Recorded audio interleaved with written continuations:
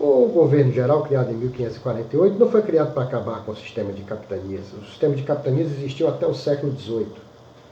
O governo geral foi criado para atender uma reivindicação dos capitães donatários, que eles se sentiam aqui abandonados e menosprezados.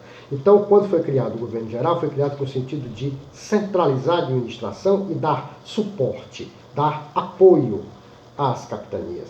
Por isso, a capitania escolhida para ser sede do governo geral, pelo regimento de 1548, foi a capitania da Baía de Todos os Santos, pela posição central dela, né? E aí foram criados os cargos de governador-geral, capitão-mor, ouvidor-mor, que é o juiz, provedor-mor, que é o responsável pelas finanças, o capitão-mor da costa, responsável pelas defesas do litoral, o alcaide-mor, que é do escrivão, enfim, foram criados os cargos da administração. E é claro que onde havia uma vila, havia também só podia existir uma vila se houvesse nela uma câmara, casa da câmara e cadeia. Normalmente embaixo era a prisão, em cima a câmara dos vereadores, que eram os homens bons, não homens bons, mas homens bons. Tinha que ser brancos, proprietários de escravos, de terra, de família tradicional, né? Os homens bons. Aqui, por exemplo, no Nordeste, os homens bons quem eram? Era o senhor de engenho, que eram os homens poderosos da região, né? E aí, então, o governo geral vai centralizar essa parte, vai dar suporte às capitanias e vai, do jeito, alguns bem, outros nem tanto, a coisa vai seguindo. O primeiro governador geral foi Tomé de Souza, que construiu Salvador, primeira capital do Brasil.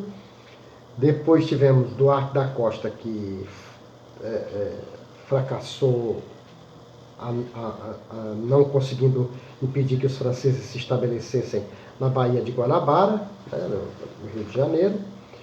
E naquele tempo não existia a cidade do Rio de Janeiro. O lugar era chamado Rio de Janeiro, mas a cidade não existia ainda. E os franceses ocuparam aquela baía imensa, a ilha de Sergipe, e ali construíram o forte Gaspar de Coligny, a França Antártica, ou França Antártida, uma colônia francesa.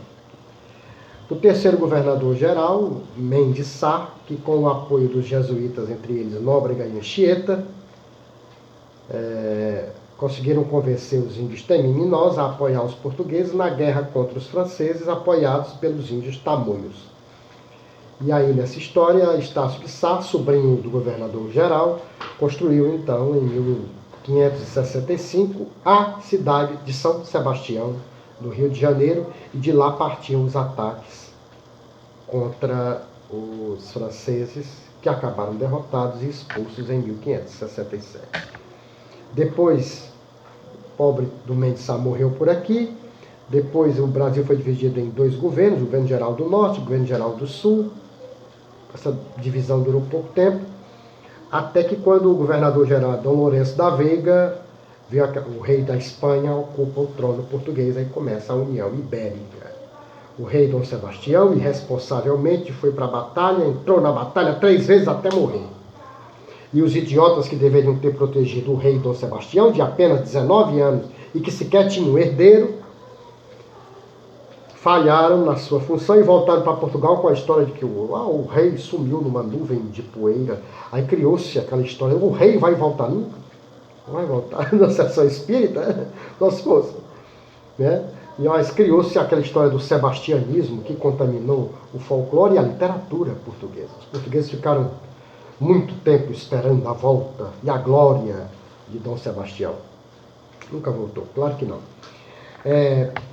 E aí, então, o Brasil foi ocupado pelo rei da Espanha. Quer dizer, Portugal e Espanha passou a ter um rei só, a gente chama isso de União Ibérica, que durou de 1580 a 1640.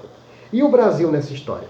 O Tratado de Tordesilhas perdeu validade, portugueses e brasileiros passaram a ocupar o território que, pela linha de Tordesilhas, deveria ser da Espanha, né? Foram ocupando, atrás de ouro, atrás de índios, atrás de, de riqueza. Não foi uma coisa pensada, foi uma coisa espontânea. E o Brasil acabou dividido em 2 estados, estado do Brasil e estado do Grão-Pará e Maranhão. Depois Em 1640, o Duque de Bragança, Dom João, expulsou os espanhóis e restaurou, chama-se isso Restauração Portuguesa, e começa a dinastia de Bragança, e o Brasil foi de novo administrado apenas por portugueses, e criou-se inclusive como é que a gente chama? O Conselho Ultramarino de 1642 para centralizar a administração. As câmaras municipais perdem força com o Conselho Ultramarino, mas continuam representando a elite portuguesa, brasileira, sei lá, a elite colonial, a elite, vamos dizer assim, aristocracia rural brasileira. Né? É isso aí, meus queridos.